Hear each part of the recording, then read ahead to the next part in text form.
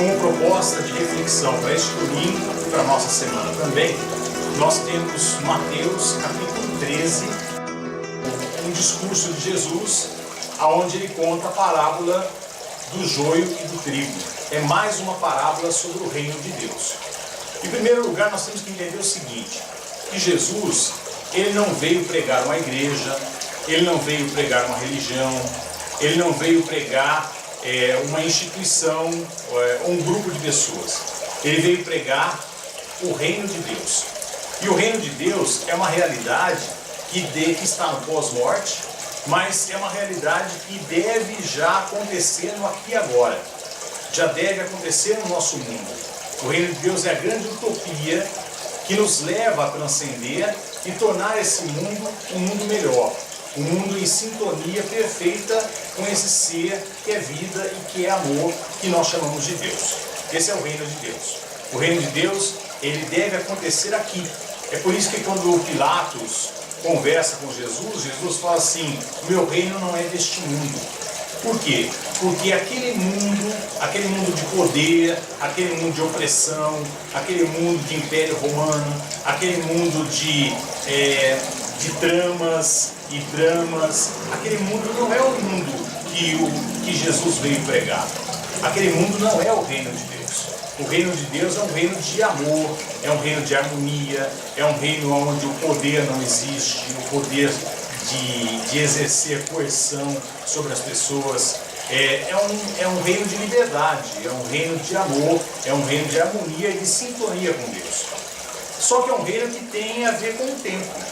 Nós vamos ver na parábola da semente de mostarda isso. Nós vimos na parábola do semeador que o reino precisa de tempo. Ele precisa de tempo para evoluir em nós mesmos, como pessoas, e evoluir na sociedade, avançar na sociedade. Então, o reino de Deus tem muito a ver com o tempo. E a parábola do joio e do trigo, ela leva em primeiro lugar a nós pensarmos sobre o tempo. Porque ela é uma parábola que conta que um dono, um proprietário, ele semeou no seu campo com boa semente, trigo. Mas veio alguém e semeou joio junto com esse trigo. E os empregados então desse proprietário veio contar que o trigo estava crescendo, mas também joio. E o proprietário disse, bom, então vamos deixar os dois crescerem e na hora da colheita nós faremos a separação. E é isso mesmo que nós devemos fazer na nossa vida. A nossa vida, ela é composta de trigo e de joio. Seja em nós mesmos, seja nas nossas relações interpessoais, ou seja na sociedade. E sempre é chegado o momento da colheita. Por isso que nós temos que dar tempo ao tempo, para poder fazer depois a separação do joio e do trigo.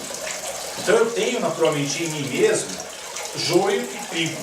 Eu tenho sentimentos bons que eu devo deixar crescer. Eu tenho sentimentos ruins que vão crescendo também juntos, como a inveja, como a necessidade de vingança, como a necessidade de querer ser mais do que as outras pessoas, de querer aparecer mais que as outras pessoas, de oprimir as outras pessoas. Enfim, são sentimentos negativos que vão sendo cultivados em nós.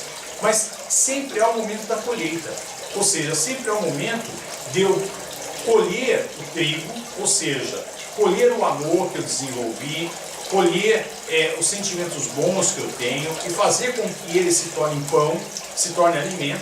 E é claro, também colher o joio e jogá-lo fora, queimá-lo. E aí, esses momentos de colheita são momentos de revisão de vida. São momentos em que eu paro para pensar sobre a minha vida e paro para fazer a colheita, para fazer a separação do joio e do trigo. E fazer com que esses sentimentos ruins que foram crescendo junto com os meus sentimentos bons sejam queimados, sejam jogados fora. A mesma coisa nas relações interpessoais. Nós temos pessoas que convivem conosco, mas muitas vezes as pessoas aparentam ser amigas, aparentam ser boas, aparentam ser pessoas solidárias, mas só o tempo dirá realmente se essas pessoas são boas, são pessoas que estão ao nosso lado, porque são amigas, são pessoas que realmente não sentem inveja da gente, mas querem bem, o nosso bem. E sempre é chegado o momento da colheita, o momento em que o tempo dirá quem são realmente as pessoas. Às vezes é num momento difícil da nossa vida, é que a gente percebe quem é quem são os verdadeiros amigos e quem não são os verdadeiros amigos, quem se afasta da gente e quem está do nosso lado. Aí é o momento, por exemplo, da colheita. E é claro que em sociedade também. Em sociedade cresce o joio e o trigo. Nós temos coisas maravilhosas na nossa sociedade, mas também temos muita coisa que deveria ser queimada, deveria ser jogada fora. E há os momentos de colheita, como por exemplo a eleição. A eleição é o momento de eu fazer a separação do joio e do trigo. Eu jogar fora o joio, queimar esse joio e, é claro, colher o trigo e eleger o trigo, fazer com que esse trigo se torne pão, para que todos tenham vida.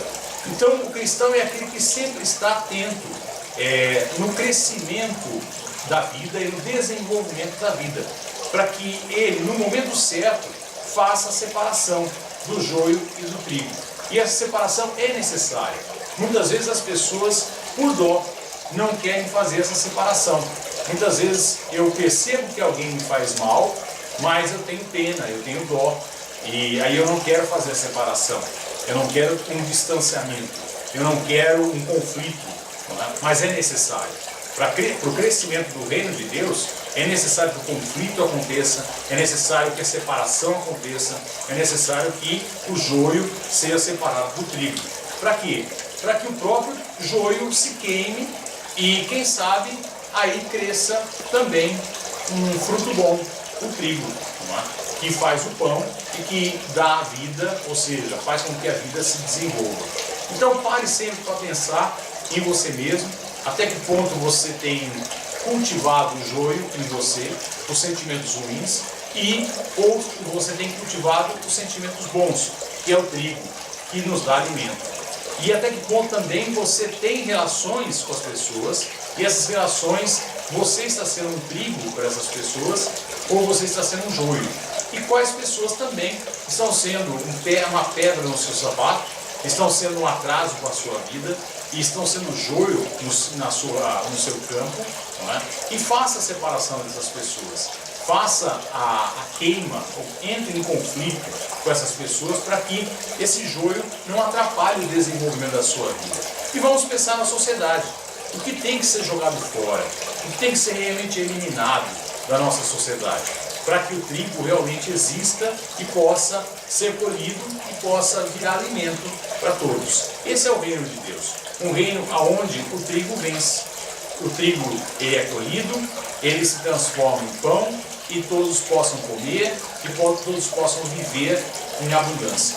Que você saiba cultivar aonde você estiver o reino de Deus.